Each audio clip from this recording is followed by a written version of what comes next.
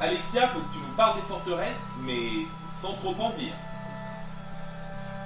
Allez, ça tourne. Le maître mot de ce spectacle, c'est le partage. Alors prenez place dans ce café de Téhéran, entièrement reconstitué pour l'occasion. Cher public, vous aurez peut-être la chance d'être conviés sur des plateformes aux couleurs orientales. Vous allez pouvoir déguster du thé à la menthe ou des pâtisseries. Attends, t'es en train de dire que la faïencerie installe un salon de thé sur la scène pour un soir? Non, pas tout à fait, enfin, peut-être un peu. En réalité, vous ne serez pas seul.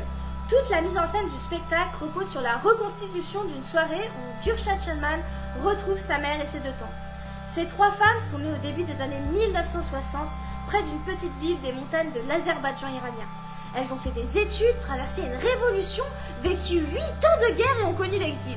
Elles ont eu des maris, des enfants, des divorces. Elles ont connu de grandes joies et de grandes peines. Elles ont vécu près d'un demi-siècle. Leur petite histoire de vie contient en elle la grande histoire d'une partie du monde de la seconde moitié du XXe siècle.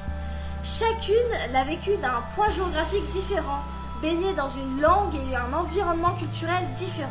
À travers 3 monologues entrelacés, chacune passe en revue son enfance, la relation aux parents, les études, l'engagement politique, le rapport aux hommes, à la maternité, à l'exil. Leurs voix se succèdent et se complètent, où chacune fait le bilan de sa vie.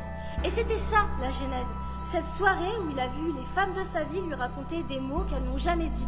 Ça paraissait tellement impossible que ces histoires restent secrètes. Mais attends, tu veux dire qu'elles seront sur scène? Oui, ils sont tous sur scène. Gürşad aussi d'ailleurs. Il est présent mais ne dit pas un mot. Il n'en a pas besoin. Son regard bienveillant sur sa mère et ses tantes suffit. Il prend même l'allure d'un enfant admiratif pour ces femmes qui ne sont pas comédiennes et ont le courage de se montrer au monde entier. Ouais, attends, redescends un peu quand même.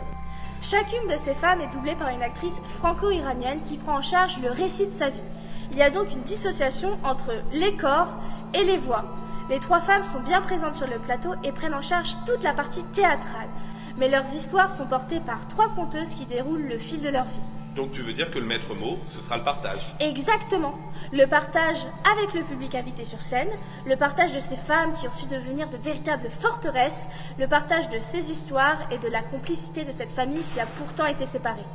En bref, si vous voulez prendre une vague d'humanité et d'émotion, notez bien la date. C'est le 16 mars à la Faïencerie.